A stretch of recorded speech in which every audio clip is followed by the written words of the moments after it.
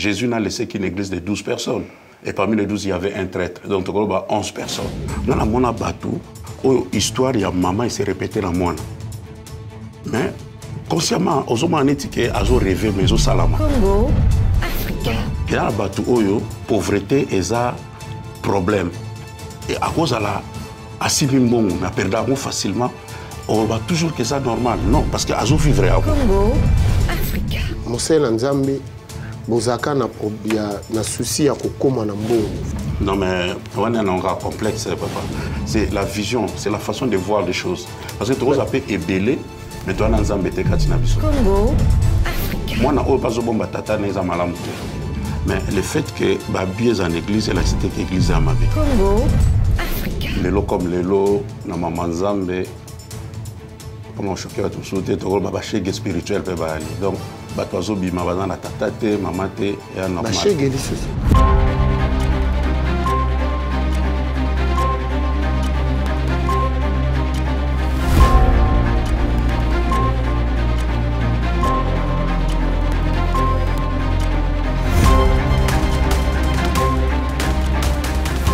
Congo Africa, dans sa belle émission, les experts de l'info, nous vous disons bonjour. Cette émission est présentée par Adi Londolé et le Saint-Marc Tabou, la tête de série numéro 1.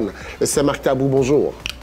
Bonjour Adi Londolé en tout cas et bonjour à tous nos téléspectateurs de Congo Africa. Nous leur demandons juste une chose, de s'abonner, de s'abonner, de s'abonner. Surtout ça, et le Saint-Marc Tabou n'arrête pas de marteler là-dessus, d'insister, abonnez-vous massivement. Avec nous, il a plu à l'Éternel que nous puissions avoir chez nous ici, chez les experts de l'info, l'homme de Dieu, Motola Nzambe, la personne, l'apôtre qu'on appelle Williams Kinde. Ndeko Williams Kinde, apôtre, bonjour. Bonjour. Le Saint-Marc, avec nous l'apôtre Williams Kinde. Nous allons recevoir l'apôtre William Kinde qui est très très précieux pour cette émission, d'autant plus que le visionnaire de tout ce qui se passe actuellement dans le média ici à Paris, le prophète Blaise Manzambi est l'enfant spirituel de William Kinde. C'est l'apôtre William Kinde qui a baptisé notre visionnaire. En tout cas, c'est pour nous un plaisir de le recevoir dans cette émission et de parler de Dieu. Moi et Adi Londolé, nous avons beaucoup de questions à poser à l'apôtre, mais d'abord, d'entrée de jeu, apôtre, comment allez-vous? Vous venez directement de Turin ou vous étiez en Afrique? Parce qu'on a appris que vous avez quand même tenu une campagne d'évangélisation, une conférence de plus de 30 000 personnes à Abidjan, à Cocody, à l'université. Rappelons ici que le pasteur, son église s'appelle l'Arbre de Vie et il est basé à Turin. Et ça fait plus de 24 ans. 20 ans à Turin, mais 30 ans en Italie. Et 30 ans en Italie. 30 ans en Italie. À vous la parole, l'apôtre. Je vais bien, merci. Merci d'être invité. Je me sens très à l'aise avec vous. En fait, je viens directement d'Abidjan. Je ne suis pas encore arrivé chez moi. Ah bon? De l'aéroport, il y a eu seulement échange de valises parce que j'avais déjà un rendez-vous à Reims pour le week-end passé, samedi, dimanche. Et de là, j'ai vu te piquer ici par rapport à ces grands rendez-vous. Ok. À Congo Africa. Ok. En tout cas, sur Congo Africa, moi, je veux d'abord savoir quelle est la différence entre apôtre, pasteur. Bon, un apôtre, c'est quelqu'un qui se met au service d'une cause. On est apôtre par rapport à plusieurs choses, pensées, doctrines. Mais ici, nous voulons parler de l'apôtre comme un ministre de Dieu. C'est un envoyé du Seigneur. C'est quelqu'un qui est appelé, qui a reçu un appel authentique de la part de notre Seigneur et à qui on a confié une mission, qui a été envoyé. Un apôtre, c'est un bâtisseur des églises. Un apôtre, c'est un père qui forme des disciples. Un apôtre, c'est quelqu'un qui, non seulement conservateur de la doctrine, mais qui met aussi des bases par rapport à une lignée, à une discipline, par rapport à un disciple, à quelqu'un qui veut entrer, être initié dans les choses de Dieu. Tandis qu'un pasteur, c'est un berger. C'est quelqu'un qui s'occupe des brebis, qui s'occupe des enfants de Dieu, des disciples, qui s'occupe d'une église locale. C'est un père dans une famille. Et c'est celui-là qui est appelé pasteur. Ok. Apôtre Williams, très souvent, nous, on aime toujours savoir, c'est vrai que je pose souvent cette question, c'est juste pour te aiguillonner. Toiba kaka abimang na libumu ya Adina Bala, abana libumu ya Boyina Boye, père spirituel na binopoto na aucune de comarque alobia yum to batseki prophète Blaise Manzambi. Bon yo uti na ligne ya banane. Ouais, en tout cas, c'est une très belle question parce que moni lelo comme lelo na mamanzambe pour choquer tout sauter to ba chege spirituel pe bali. Donc batwazo bima bazana na tatate mamate et normal. Ba chege lissus. Oui, parce que Aza identifié était. C'est ça. Ouais, quelqu'un qui n'a pas de généalogie. Mais en réalité, dans la Bible, ceux qui sont moana, batuna toujours Aza moana nani. Alors moana nyo sofa bima quelque part, c'est alors que ba yeba lignée nae, ba yeba doctrine nini, ba yeba akole liwapi. Nga na uti et pas ya apôtre votre soima, mais yé Aza pe na tata nae comme nae Daniel Diafuila. Donc on a une lignée dans la coco et à coco nanga zana nous vivants, naza pe na papa, ngape naza papa na botibana nanga donc bana nanga pe botibana. Donc on a une lignée où ils a reconnu. Importance nini à père spirituel, importance nini père spirituel à Zalara Nango, na motoyo azali fils spirituel nae. OK. Un père spirituel aza moto nzamba chaka en charge ya ko encadrer moi un appelé à cause à moi nzambe lelo lobi aza mosali nzambe mais nzamba chaka toujours na maboko ya mutu. Mutu nyonso akola na maboko ya mutu. Tout comme aussi to botami na molimo epa ya tata moko za nzambe na makama nzambe pe a confier biso na mutu aza physique parce que to abatu na nzoto. Mais mutu wana ndem tako tangiso mama nzambe akoyokelisa yo ti akorienter yo okota na ministère na tel que un homme comme Timothée, c'était un disciple qui avait déjà reçu Jésus comme Seigneur et Sauveur. Maintenant, à côté, Paul a encadré Tiakoti Mamanzambe, Paul a dit mon fils, et Timothée le reconnaît comme son père. Okay. Donc, un père, c'est celui qui t'encadre, qui t'oriente, et surtout, à l'acquisition de Nzambe, Bunzambe, ti a même un ministère. Nzambe est en salle d'appel, je ne sais pas comment on peut appeler ça, soit don ou bien ministère. Il y a 5 dons. Nzambe est en apessioni, il y a 5. Il y a 5 dons, Nzambe est ministère et apôtre. Mais un apôtre, à un certain moment, beaucoup de gens ont évolué comme un pasteur, a encadré une église locale. Un apôtre a été comme un évangéliste à un certain moment. Il était en Côte d'Ivoire, comme un évangéliste, parce que c'est une croisade d'évangélisation, pour gagner des âmes dans le colo. Un apôtre aussi peut avoir le rôle de docteur, il y a enseigner dans la profondeur, sujet moko doctrinal, il y a la Bible. Donc, un apôtre a évolué dans le ministère, on a fait moussous. Tandis que c'est très difficile à un pasteur de jouer le rôle d'apôtre, il y a un docteur de jouer le rôle d'un apôtre. Donc un apôtre peut faire le tout, tandis que les autres auront une difficulté à jouer ce rôle.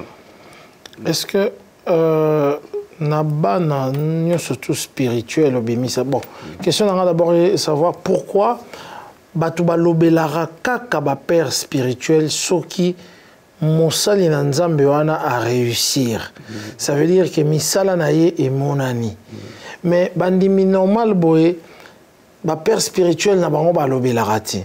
Lelo to komona loko la prophète Blaise Manzambi. Toye basiko apôtre William Kinde parce que prophète Blaise Manzambi en tant que fils spirituel na yo a salin tsela na Manzambi. Pourquoi ezala bon?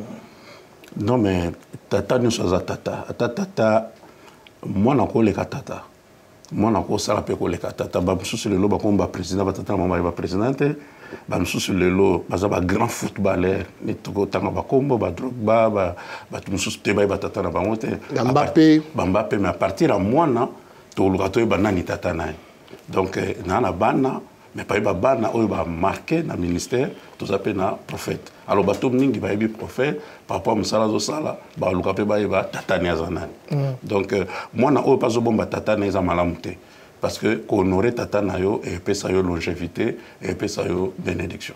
Pourquoi nous avons l'impression que Monseigneur Nzambe bozaka na souci ya kokoma na mbongo fosomba kaka lopango fozaka na ndaku foza est-ce que mutu pe akosela Nzambe pe aza na mbongo te mutu akosela Nzambe pe aza iboueur aza mutapusu aza domestique akoza pe pasteur en tant que domestique be fosomba kaka ndaku na bajip.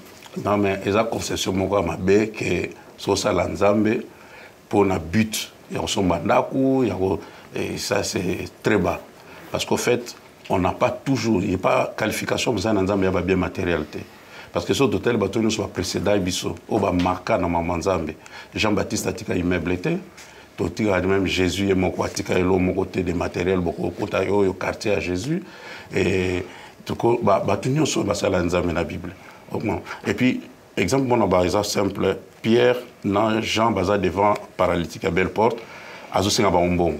Babi nous n'avons ni or ni argent à te donner. Donc, il y a Zoluka, on peut pas en voter. Mais ce que j'ai, je te le donne, au nom de Jésus, lève-toi. Donc, on n'a pas toujours l'argent, et ce n'est pas toujours l'argent qui résout tous les problèmes. Donc, ce mutaza dans Nzambe, à Nzambe, à niveau Joseph Alaki, esclave, domestique dans Potiphar, mais Alaki, yenda qui sous sa bénédiction dans Potiphar. Ce qui nous a sepeli, kopambola yo, après son onda, après son mutuka, on est à bilo que quoi yanasima. Mais on thème des objectifs, on thème des base, et on sait l'ensemble. Donc bateau ba qui base l'ensemble, pour son mandat ou pas en aboyer. En tout cas, ça libanda plaque, ça na côté. Kokola na magamanzambe, il faut comme na église, oyo, ezali na bandimi ebele, riche. En tant que Monsali Nzambe, Zali Moto a gagné ba âme et belé, to a commis na ba église ya minene, to bon pour y assu a dit l'ondola ou ti kolobela bozui. Est-ce que Moto barobi a sui pena bozui na magamanza mais Zali Moto a zan église ya bandimi belé, to a bongolisi batomité ma belé. Yende bazar benga pena que azana bozui na magamanza mais to azali Monsali Nzambe munene. Tout ça en considération mukili, tout en considération PA Nzambe. So te bito osa la Nzambe, ya mama Nzambe, tout ça en considération Nzambe. Na ba parabo ebele na kati ya évangile, Nzambe na suka na conclusion pour na basali na zoloba, bon et fidèle serviteur. Pas Nzambe, c'est l'essentiel d'être fidèle. Nzambe ce qui organise ba amponaye, c'est ça l'essentiel, on est là comme mutuya. En fait, bisous nous sommes tous les passagers, mais sur tali na mode de vie, c'est comme si tu as passager, tu vas l'itender pour ne pas gagner à en assez. Or, ce qui vraiment les vision c'est l'ensemble, tous ceux qui sont passagers, donc faut où est là au gagner l'écolo, au gagner l'ola. Donc, ce qui moutou a gagné ba âme et belé. Église est cause à mouké, mais ministère n'a pas mounéné. Jésus n'a laissé qu'une église de 12 personnes. Et parmi les 12, il y avait un traître. Donc, il y a 11 personnes. Mais avec 11 personnes, tu as la suite à ça après. Mais de 100 vivants, il n'y avait que 11. Surtout, tu as une petite église. Mais une forte église qui a influencé le monde. Donc, le problème, c'est la vision. Donc, l'église, il y a Éphèse, il y a 12. Donc, l'église, il y a seulement là où 2 ou 3 sont réunis à mon nom, je suis au milieu d'eux. Donc, surtout, il y a 3. Nous formons une église. C'est la vision, c'est la façon de voir les choses. Parce que tu as appelé ébélé, mais tu as embêté Katinabiso. Mais aujourd'hui, la gloire revient à l'Éternel. La gloire. Comment on a abassé l'ensemble, on dirait binonde bolungi bo gloire comme la bino. Gloire est ce panzambete. Ndakisa. Apôtre. Ozana Kombo, comme on a Kinde, comme on a Williams. Ceux qui ont une église, ceux qui ont bien apôtre, ils ont manqué au respect. Ceux qui ont bien Williams Boni. Non, il faut bien un apôtre. Non, bien un prophète. Non, il faut bien un archevêque. Vous montrez que nous avons besoin de gloire, que Nzambe a fait la gloire. Oui, gloire d'abord, c'est à Moutouté. Moutakoka gloire. Parce que gloire est à Nzambe. Surtout tel même dans l'histoire, nous sommes sa gloire, la plupart, majorité, bizarre. Parce que c'est difficile pour l'homme. Pour maîtriser la gloire. Mais Nzambe alingi a partager gloire na mutu. Mais avant au comme na gloire, il faut passer na humilité, na brisement aux mouvement humble pour bako mais ma gloire en Zambie. Et na une anecdote, on a commis en Italie en 90, na écouté na église moi munene, il y a des Italiens, qui des Italiens en Afrique. Et na cette église on a comment to six culte, to solo là, to vandika boy. Jeune garçon mon boy 18, 17 ans, a bien un pasteur, m'a bien Antonio. Parce que dans le cas où Antonio Nini, Pecha Zobenga, Antonio a tourné pour le pasteur. Nous avons fait des choquants à Makas. Choquants à Makas parce que dans la culture d'abord, il faut respecter le supérieur, il faut respecter Mukolo, et puis en plus pasteur. Mais j'ai compris après que le problème est dans le Antonio, le problème est la considération envers la personne. Donc, tu exagéreras ce qui peut être que tu as bien un combo à réagir. Non. Ce qui a respecté la considération ezali, ce n'est pas les titres qui jouent. Et d'ailleurs, nous avons mis frère, sœur, sans qu'il m'appelle ça titre, sans qu'il m'appelle ça nini. Et au long là, et l'autre mon côté, et l'autre dans le ministère, mais l'essentiel que respect, considération, c'est à la départ et d'autres. Ok. Voilà. Alors, tu as dit thème moro au Kabola, le lien sur le lien du sang. Je crois que tu as témoin, mais avant ton quota, tu as la conférence na croisade d'évangélisation. Je crois que c'était la deuxième question qu'on n'a pas pu répondre parce que nous avons eu un petit problème. Croisade devant 30 000 âmes. Et puis, vous avez invité na Mohamed Sanogo. Oyo azali immense lokola mosali na Nzambe Mohamed Sanogo et salemaki ndenge nini Mohamed Sanogo beaucoup tanaye et puis a invité yo na Abidjan. Bon, pour la petite histoire, avec l'apôtre Mohamed Sanogo, c'est une longue histoire. Dans 2004-2005, d'ailleurs en Suisse, dans ce appel, il y a pasteur Ivan Castanou, à Benginga, à Epsinga, qui est un ami moko, à enseignant, à ivoirien, à en Italie. Ce qu'on a fait. Donc, il y a un qui est Newana. Après, en 2006, dans la Côte d'Ivoire pour la première fois, on a commis. Après, on s'est rappelé qu'il y a un qui est en Côte d'Ivoire. Na bengié, na bengié, psinga ozalia wa atuka balmoko azuinga charge a pesenga séjour non on a été une église ni na TP na pas ba minae. Relation s'établir wana sur le plan ministériel après année après a invité nga. Na tikala une église n'est presque 3 semaines et de là relation tikala. Donc presque chaque année a invité nga 1 ou 2 fois. Donc c'est pas une relation d'aujourd'hui, c'est une relation moyakala. Donc, Ayebinga a considéré qu'appel le ministère de Nango, Yango Mbalo, c'est là qui est associé à Namsala. Pasali, apôtre Mohamed Sanogo, Bazan a habité Nabirango Nini. Timoana, en tout cas, il y a Basali Nanzambo. Confrérie? Bon, donc confrérie pour. Réseau. Réseau. Parlons de réseau. Réseau, on a Basali Nanzambe Minene. Nakati wana tormona ba Ivan Castanou, tormona ba H Molo, tormona ba Steve Mensa, ba Marcelo, ba Grégory, Azar Antillais, Grégory et tout. C'est vrai qu'on est balagi na apôtre Sanogo, cercle wana, réseau wana, force wana, kozala kuna nakati. Avantage des animes. Bon. D'accord, parce que c'est difficile, réseau à Kokota Nakati.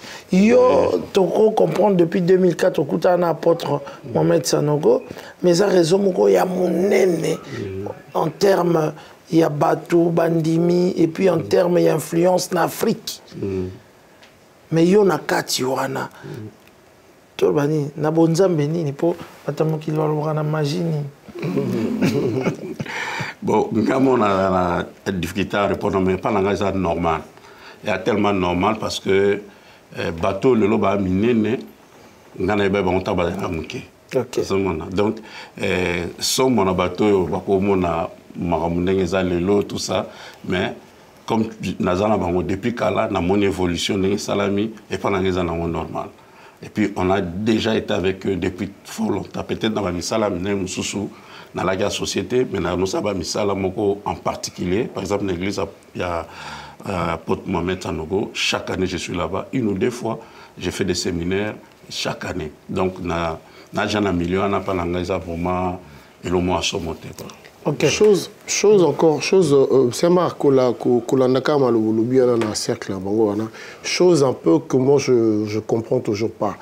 C'est comme si les hommes de Dieu congolais pensent que le fait d'aller na Nigeria, na Bénin, na Mali, na Côte d'Ivoire, on dirait que ça va péter. Donc ceux qui ont prêché à Congo, Bambanda kata musu bokenarate, Dabanan bokenarate. Donc le fait que Bouya capote bokenara pas ba Nigérien, passer Nigérien on a passé on dirait que bon année peut va péter. Pourquoi cette histoire? Non mais on est un grand complexe papa. Les gens batum sous asali ministère naé kakalamanda ka maza grand. Nous avons considéré par rapport à Msala Sali nandinga silisi tamsu batu ba yebiete. Mais l'essentiel que nous avons baye. Pendant que nous avons un problème parce que nous avons na Bakongo, na Kendati, na Mwanda, Boma, Matadi na Teya, na Kenda Lumbashi, na Kenda Bamboka Congo, ou invitanga na Koma. À part Côte d'Ivoire, na Kenda Bamboka Msusu, na niveau Afrique, na Banti, na Kenda presque chaque année. Donc je ne vois pas que comme un peu l'écolo parce que au Kendeki Côte d'Ivoire ou bien au Kendeki Nigeria, au Kendeki, on a un complexe moya batu. Mais au Kosa Moussa, nous passons sur Kinshasa bazar grand, mais babimate baga na kata Kinshasa. Bazar misala minene, bana bakuma minene, bana ba grâce ministère minene. Ok. Nous allons maintenant parler de lien de sang, lien du sang. N'habité et ça temoro bate aga mingi. Influence nango, to importance nango spirituellement na bon moi ya bato ya mokili, le lien de sang et anine, lien du sang. Spirituellement. Spirituellement, le lien de sang et influence na vie à Moutou, tout simplement parce que yone tozawana ngai tonde kwa di to bima na nzetete. To bima pe patali bosote, to wuti quelque part.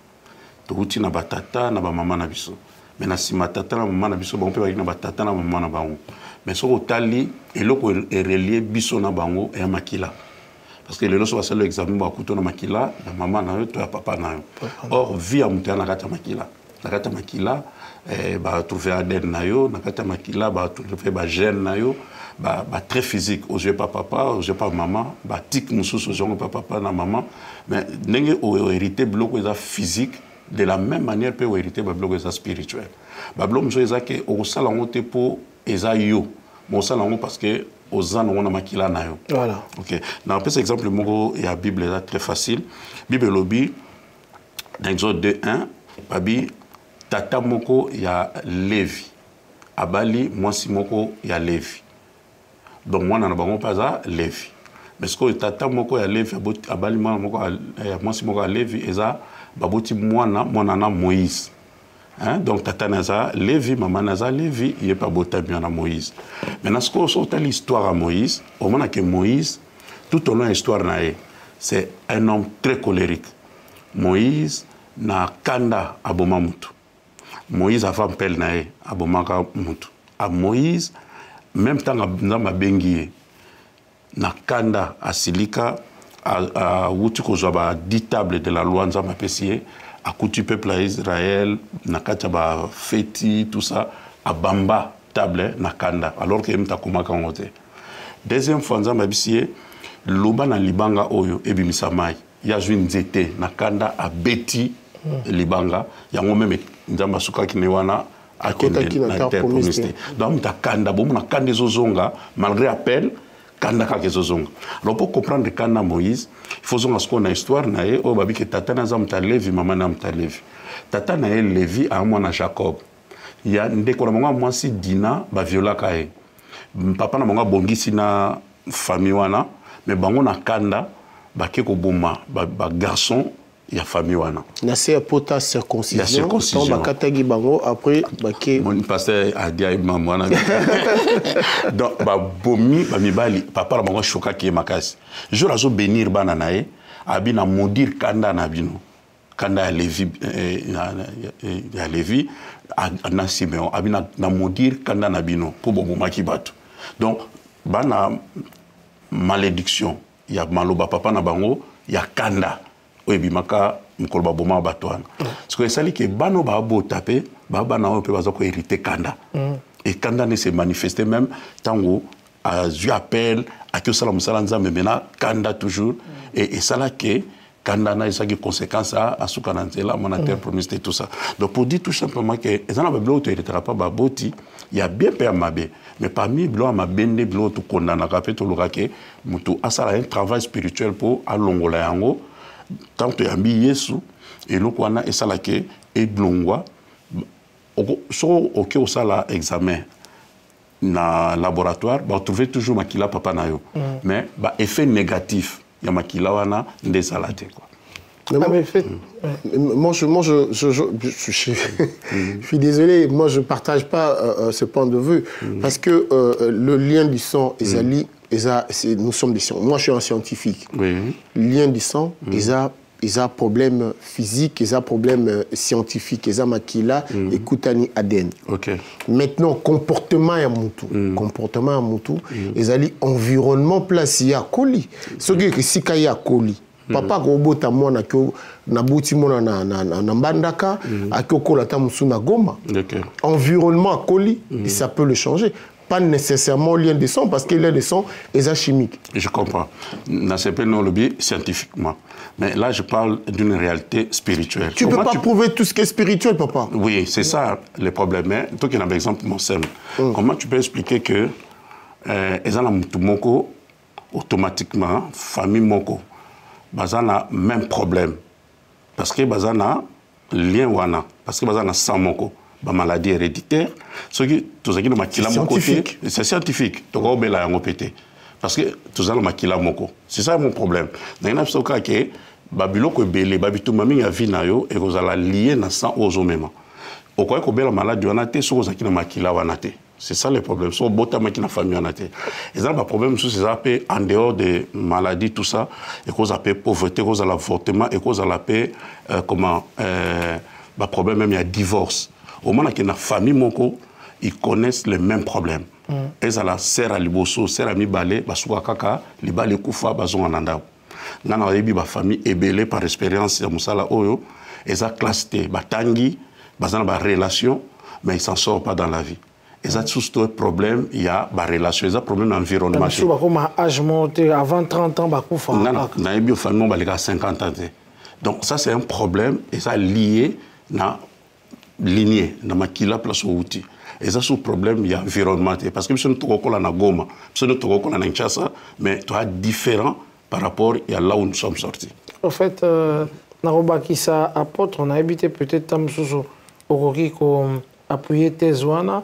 A dit chaque fois Nzambe abandai ko sala alliance na bato mokili il les faisait alliance car na mutwana te il les faisait na bakitani na ye bato donc ba génération abana Abraham a ça qui Abraham que oh nyo so toi pesi comme bénédiction et ça y morote mesali na multitude na ba na souvent soka zui Caïn soka pesi moi malédiction moi boy et ça ko kende de père en fils, donc générationnellement parlant et tout. Je crois que c'est par rapport à ça qu'on dit le lien de sang. Et mon au rose à l'environnement, on va dans Goma, on va dans Kinshasa, mais on bien dans des konayo, au monde kolobanaye zalaga le roi. Là, ça fait plus de 20 ans qu'on a un frère nangai, mais si on a loba, on va sentir que on a des liens peut-être l'environnement au bazar d'un côté. Bon, alors, dans ces cas, ici, sur ce plateau, Apôtre Williams et Saint-Marc sont d'accord de ne pas être d'accord. Moi, je reviens encore, moi, je dis scientifique. Moi, na table, dengue de sabing encore. so moni Marc, omoni Youssoufa, omoni Mélodie. Dans un moment, oyobana ya taboulé. Ça, c'est scientifique, c'est le sang. Maintenant, tout ce qui est spirituel, ça, on ne sait pas le maîtriser. Ceux qui marquent dans le but, tu veux dire que le spirituel n'est pas dans le sang?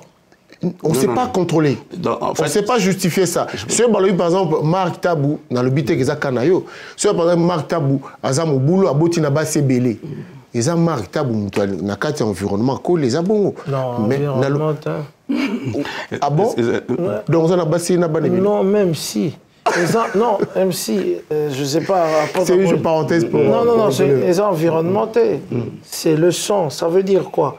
Ce sang-là est renfermé à Mabébélé auto-vivara. Même la façon de réagir, même la maladie, même la nini. Soki yazaki, mutumuro a kanda, au monde a kanda. Soki yazaki, mutumuro a caractère boye, au monde, c'est dans le sang que tout se passe. D'accord, ils sont d'accord de le faire. Très d'accord, parce que on réfléchit sur le plan scientifique. Et c'est vrai. Mais, toujours. Parce que le domaine spirituel, au lobby, ça ne se prouve pas, mais en réalité, tout le monde a réalité dans le toujours vivre. Toujours vivre, c'est pas le pas. Nous toujours la Bible. La Bible est un exemple. Géasi. Géasi est serviteur auprès d'Élysée. Et il y avait un général qui est malade, aïe, ou c'est aide syrien, comme qui nama aïe, prier pour naïe, azagi guéri. Azubu frand appelle sa prophète abozo. Tant que nous avons Géasi a landé na sima, a sengi bo frand dango, bapesier. Mais le prophète Abi, ce n'était pas le temps pour offrande oyo. Alors le col yango, malade ozaki pas ya général lèpre et quoi pas nayo. Mais non seulement pas naïe, mais n'a kitani naïe, n'a bana naïe. Donc, bao nous sommes postérité naïe et au belara lèpre.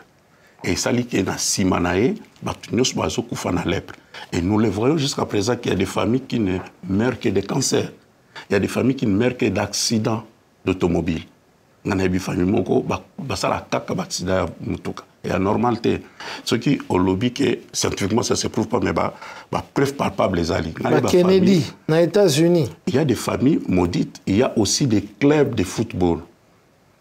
Dans l'équipe en Italie, il y a seulement stade, ok? Pour parler de la malédiction. Il y a stade, il y a stade, mais il y a stade, et il y a terrain moko bilanga, il y a tata moko. Il y a négocié qui m'a dit, il y a boto le net ko boto la.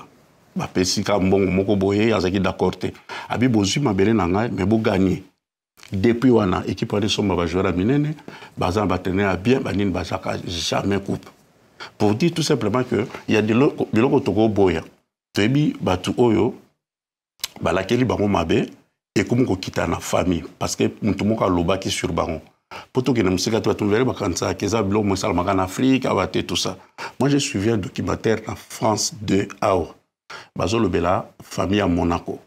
Babi, tango bazaki na ba epoko bazaki na ba ko bane ko boma ba sorcière na Europe. Ba boma mwasi moko na allo parler en langue, mais ba traiter qui est de sorcière.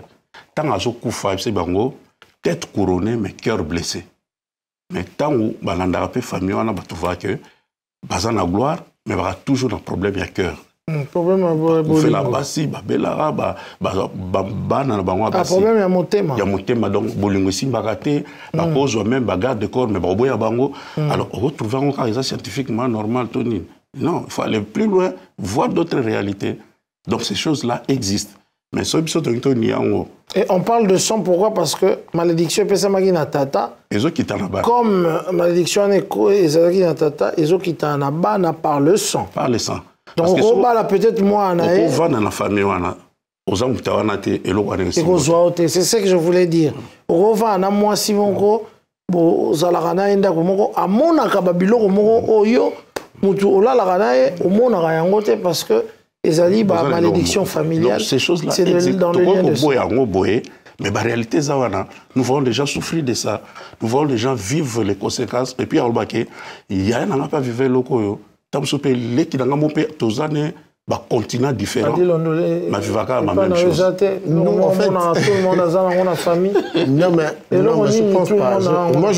Moi, je me tiens. Il y a lien de sang pour Nanga, c'est scientifique. Et après, on a de mythes aussi. Hein. On a de légendes qui disent, par exemple, mission Équateur, autant Moussouyan Équateur, Boye, Kokonayo, ou bien entre l'un de tes parents, à cause, par exemple, un Sengi à Boakina Mai, à Lobi, moi, Nangai, Adrien Londolo, Loko, Landé, Elima Mai, Kosimba, moi, Nangati. A Kosimba Koko Nangati, a Okene Pena Zamba, a Sali Abi, moi, Nangai, O Koko Nangai, Bilima Zamba, Bo Simba, moi, Nangati. Pour moi, Namon a une légende, parce que je ne sais pas prouver. On ne peut pas le prouver que c'est vrai ou c'est faux et que Bilima Maïwana, Bayoki, a solo qui basse à l'homme bête, Bilima Zamba, Bayoki. Pour moi, tout ça, c'est. Oui, mais Obsoto Solo Bar, ils ont prouvé. Parce qu'il y a des personnes qui vivent ça, il y a des familles qui vivent ça. Moi, je vis ça. Il y a la pauvreté et ça, problème. À cause de la relation, mais la relation n'est pas faite. À cause de la tanga, mais il y a une ouverture. Et à cause de la. Si on a perdu facilement, on va toujours que ça normal. Non, parce que Azo vivrait avant. Il y a un solo qui a mis scientifiquement ça maintenant parce que c'est sa vie. Et on a vécu avec de telles personnes. On a mon abatou, histoire, il y a maman, il s'est répété dans moi. Mais consciemment, Ozo m'a dit que Azo rêvait, mais Ozo salama. Donc c'est comme s'il a fait la répétition de la vie de sa mère. Moussa ça la répétition à via Père Naï. Et grave encore, à cause de la peine, même fin. Donc, même cas de maladie, même cas d'accident, ou bien la même période, bien même tranche d'âge. Alors, on a observé, boya, on peut croire ou ne pas croire, mais la réalité là, il y a des gens qui vivent ça. On peut s'en sortir. On comprend que la réalité, et ça, c'est une réalité. Mais spirituellement, comment s'en sortir? Namarama lieu de sang, ce qui est négatif, tout toxique na vie. C'est ça. Le problème d'abord, il faut oser la conscience. On dit makezali, au monde nayango, aux conscience nayango. Parce que ce qui est là qu'on limite, moi je peux au monde sango exacté. Tu as dit le rôle à parce que pendant l'anima, à mon réalité, non mais je sais qu'il y a la part de l'homme et la part de Dieu. Ça, c'est vrai. Parlons maintenant, non, Marc, tu as une question. Comment la solution, si quoi. Bateau, bazolanda, biso, yango yozolo, ba, toko et puis. Comment sortir de ça? Comment qu'est-ce qu'il faut se passer? Il faut comprendre qu'il y a une telle réalité. Nous avons d'abord conscience de l'eau. Pour ça, nous avons conscience de l'eau, et ça passe dans le monde. Parce que nous acceptons toujours. Tant nous avons conscience de l'eau, en tout cas, la voie par excellence, c'est le fait de recevoir Jésus comme Seigneur et Sauveur. Pourquoi? Parce qu'en fait, c'est Jésus qui a tout payé pour nous à la croix. A même il y a une malédiction, a même il y a lien na ekulusu. Tant que tout est accompli, il a payé pour nous. Maintenant, il faut les cananzela en croyant na Christ comme Seigneur et Sauveur qu'il a payé pour moi, c'est déjà la porte de ma délivrance. Voilà. Et puis, ceux qui n'ont pas qu'il y a telle chose qui persiste, je demande de l'aide auprès des serviteurs de Dieu. Oyo, une expérience de délivrance, on peut croire nango parce que dans le monde de Nabiso, ils appellent Batu, Oyo, Bata, Yesu, mais ba croire te, n'a pas lien de ça. Ba croire nango pété, de fait, peut pas croire nango te, c'est difficile à aider. Il faut le kamutu Oyo, à croire nango, à bonder pour nayo, à aider au sens parce que il y a toujours des soucis dans ce sens-là et puis on s'en sortir nango. Ce qui était, au monake, na boy nangelo pango, mais il a quitté parce que na boy en petit kio. Et qu'on s'est répété. Et puis le danger, c'est quoi? Le danger, c'est que au long de la génération, tes enfants vont vivre le pire. Oh là là. Ouais, vont vivre doublement et eux qui ont des mal en pire. Donc, nous, aujourd'hui, Dieu nous a fait grâce, il y a quoi banzambe pour tout katabalewano. Tout yambaye souté pour mamoto kotalolo. Si nous continuons de vivre sur la terre, c'est pour nous arranger la situation mususu qui nous concerne et qui concerne nos familles. Afin que tout tikaba nabiso naba dimension mususu. Naba liberté oyo peut-être biso to bunisaki. Donc c'est très important que papa aille bayango. David n'a pas pris conscience de cela, mais au moins Salomon a ça qui est pire que papa.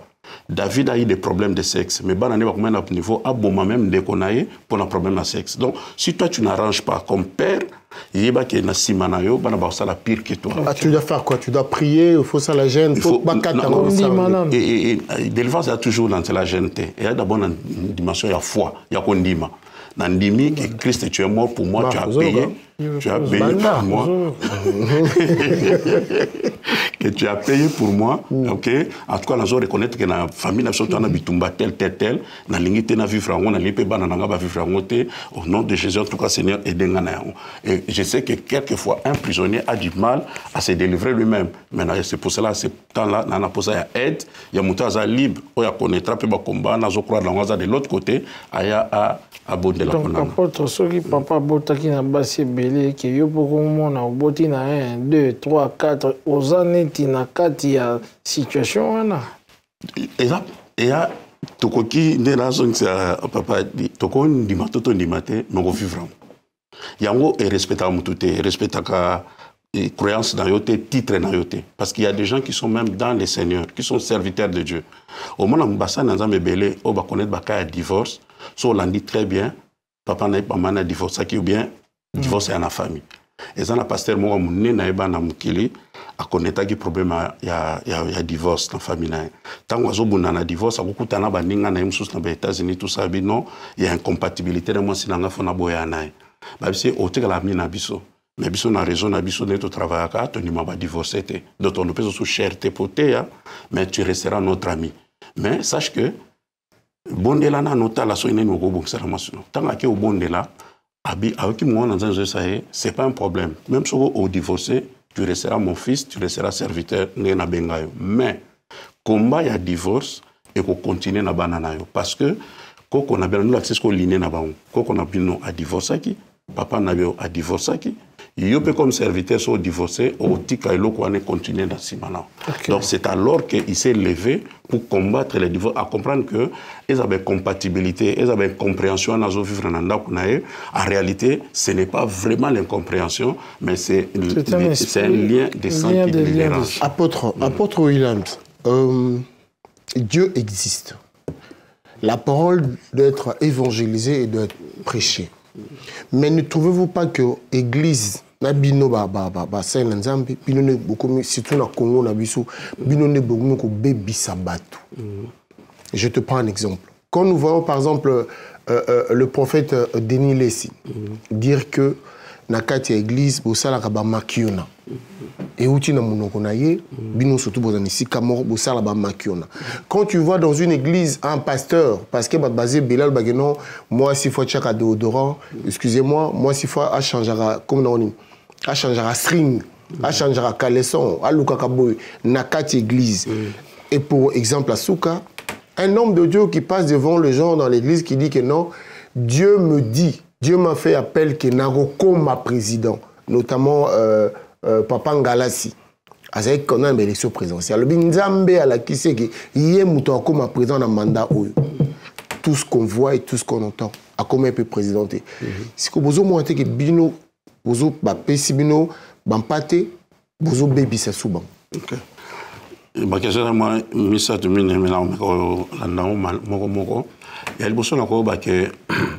il est vrai que Babu et Ali et BLP na niveau il y a église. Mais le fait que Babu est en église, il a cité que l'église est à Mabé. Parce que Babu est dans le domaine. Na niveau ba magistrat Babu et Ali, na niveau médical, ba docteur à Mabé et Ali, na niveau nyonso, ba tout mon père Mabé, bazalaka. Alors, na niveau pays à l'église, tous appels na batu oyo, basali babu et belé, mais pas encore na l'église. Même na le niveau expression mo ezaka mingi pa na biso na Congo ba bakamuyaka moko afingisa ba yakanyos. Donc pour dire que même les loso ba moni ba congolais mona ba congolais bazaka boye. Mais on est généralité, mais ba congolais enfin ba congolais oyo baza libanda ya makamwana pe basali ba congolais sérieux ba ali ba congolais bazo basa musala ndenge mususu pe ba ali mais ba chibino kaka na lomoko wani a problème et ça na ba domaine nyonso église peut aussi biriango mais des bons pasteurs existent, des bonnes églises existent et au Congo là il y a des très bons pasteurs et il y a aussi des très bonnes églises mais vi mabe ekoti basangisi batu nyonso. Deuxième point net pasteur le prophète Denis que je connais, je considère dans les familles et baga alobaki et l'orgonité bamakiona. Et ça dépend de na classe nini na place nini bobotami pe bokoli. Biso nyonso tokoli par exemple tokana na Kinshasa. Mais tokoli na ba commune différentes. Alors bakolo bake eloko boye bosala ka na Kinshasa, mais tabu c'est ça na makaka na barumbo esala na matete. Tabu c'est ça na matete mais ça na mbinza te. Neti batamakasi au mona bango te na matete na mbinza neti wana mona bango na matete. Mais bachango ka na kati Kinshasa. Na niveau ba pasteur to appelle na ba école. Ezana ba oyo babanga ensemble, ezapena ba oyo ba kotsa ba mélange. Oyo ba sosa ba manke. Mais nous sommes même dans la conscience, même dans l'éducation, ils préfèrent à l'évangile, résultat européen ça. Et puis si, ils ont exagéré dans le mogote. Ils ont la gloire, ils ont le à comme un bongo, ils ont le à comme un populaire. Ils ont le selon appel naé, ils ont le lipa naé dans les pesa. Il y a une classe de pasteurs comme ça, basa tranquille na quoi na baon. Mais ça là, misusu, ils ont le kaba vimbisa. Musala zosala ne ba que eza combine non et lo eza vrai te boyoka na muto po bimsango eza vrai pour la popularité muto alors bato na pe bazali so den les habits sala kango tam so eza na milieu moko na batu moko boye mais ba généraliser ngo pona batu nyos.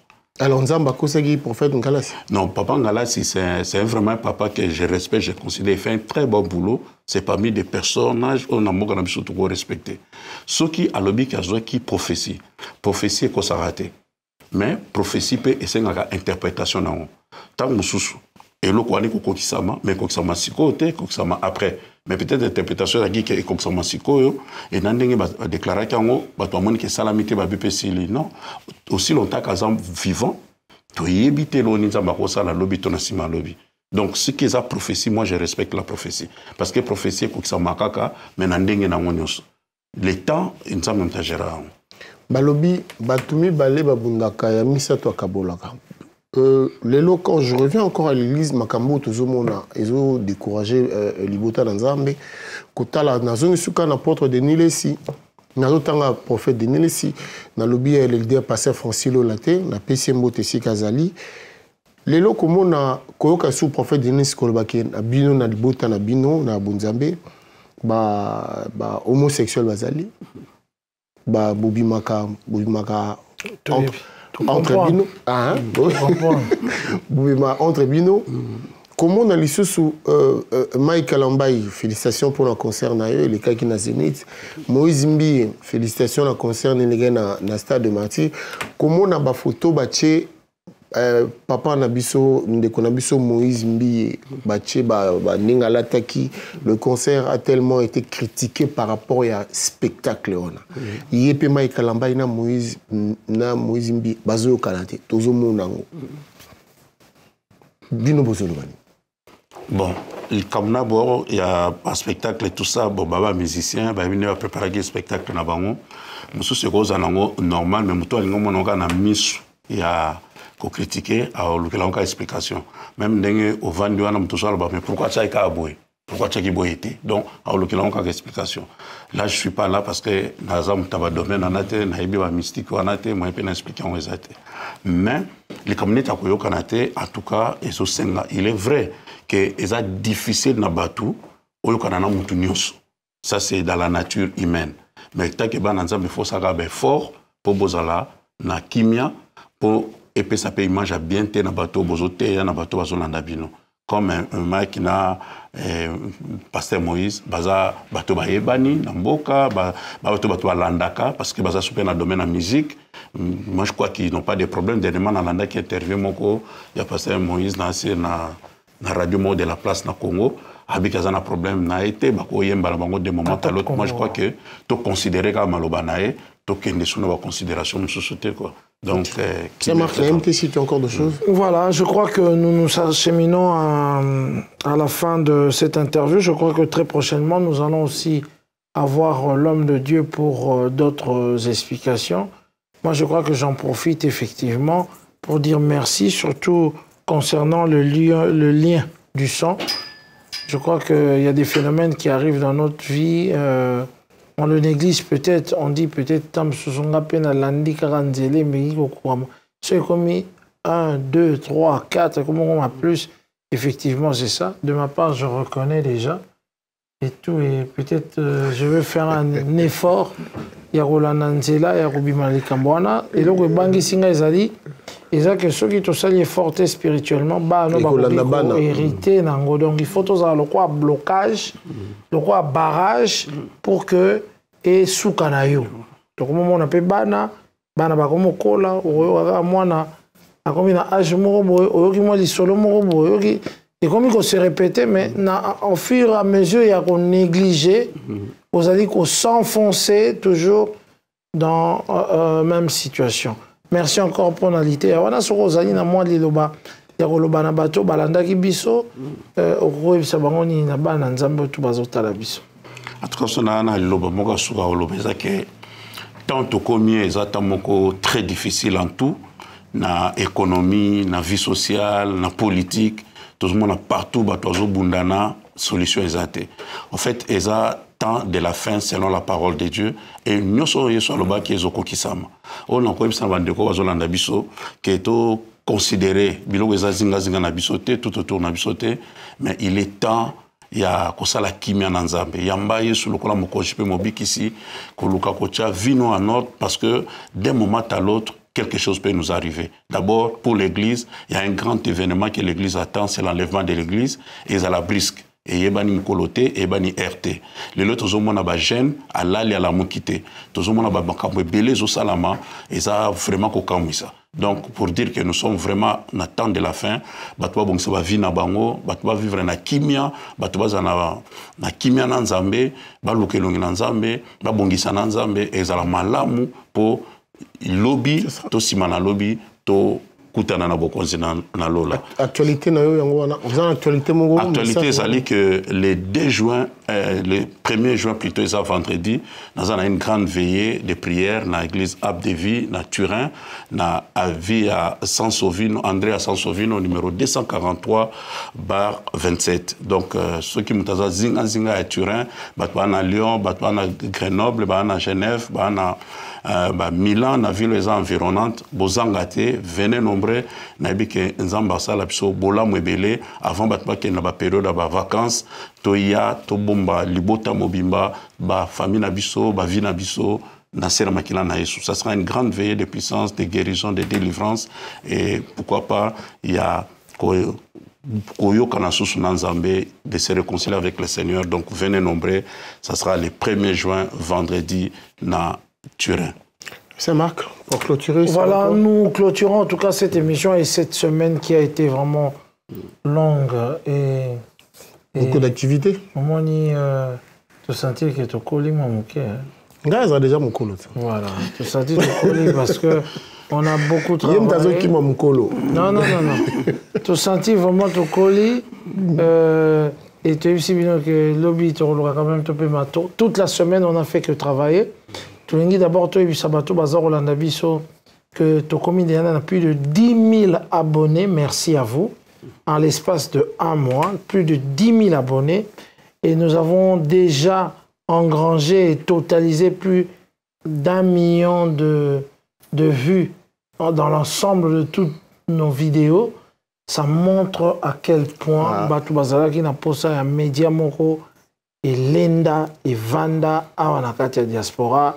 Et nous allons continuer avec le visionnaire, évidemment. On a ma prière, il y a l'apôtre Thomas, William Kinde, il y a Rosala été, Moussala Sala et Kinde, toujours Liboso, Oboso. Très prochainement, tu as appelé Bobanda, appelé Biso, parce que tu as un projet belé, tu as un média. Donc, du coup, il a dit, tu as quand même moi, Iban, Mogopé, parce que Biso. Artiste bayaga moto futa raté et tout et voilà donc to bandozela kaka nini moi Iban osala bien pour que to construire to former batou to comme vraiment chaîne moko à part entière biso to bandi na ko somba dans matériel à bien nan mais Tamtam va travailler un peu partenaire na biso voilà Tamtam a partenaire na biso et tout et voilà donc prochainement to comme na Iban moko osala roi neti moi ma bonza lokola kaka ndenge bapôtre William basalaka kuna so bana kati église totonga église tana besoin baban biso mpe toana besoin ya bato tofuta bango pour que mosala oyo boza kotala ya qualité parce que bamindele baza kosala toza na bacongolais toza na bamindele bon ekomi na mwa bademande mingi bolobaka eza lokola France 24 eza lokola ba oui mais eza kosenga bamoyen donc très prochainement tokosenga autorisation dans les visionnaires tochata IBAN pour que effectivement moto ACP na musala akoki pe kosunga biso pour que makambo nyonso ekende oboso napesi bongo mbote na David Manga qui a fani David Manga ozalaki na Kisasa donc ça autant comme David Manga était dans l'émission et c'est un problème yo peso tant comme ya Dungu Zidane Armel Dungu Zidane c'était un problème. En tout cas, David Mangaya, merci encore une fois notre soutien à soutenir Bisso. En tout cas, merci à Fanny Tshisekedi, à celui qu'on appelle Rudy Ilumbe Tsunami, et puis Dunel Marine, Rachel Tombe, à Grenoble, Topesiombote, à Julie Moké, pour n'a payé à Grenoble, et puis Néo Tam Tam Voyage. Toujours. Moutaroumema Bisso, na Matanga, il y a moi, dès qu'on a Bisso, Rafine, Tumba, Ouaouta Kotika Bisso. Voilà, merci beaucoup. Je dis merci en tout cas à Potro, outil en Afrique, Malamogo, les Kélébusso, Roque Naturin, Zalam ou Pandissan, Malam ou Kunatang, Okena, arbre de vie, au lobby que les experts de l'info, Pesagi Bango. Petroleka. Merci de ma partenaire Nabiso. Quand je parle comme ça, je parle de Papito Kindoudi, Yakindu, je parle de Choisi Matata, la fondation Choisi Matata. Merci pour le soutien. Armel Dongu Zidane. Merci à vous. David Mangaya. David Mangaya, merci. Le visionnaire Blaise Manzambi, on continue comme ça, on reste ensemble, nous sommes soudés. Michel-Ange qui nous fait un très bon travail, ce travail de qualité, Liboso Nabiso Nassima Batou Bazali au Basimbaka. L'archange. L'archange. Alors je vous dis 3 choses, Bolingo, Mibeko, Pemisala. Adi Londolé et le Saint-Marc vous dit merci. À très bientôt.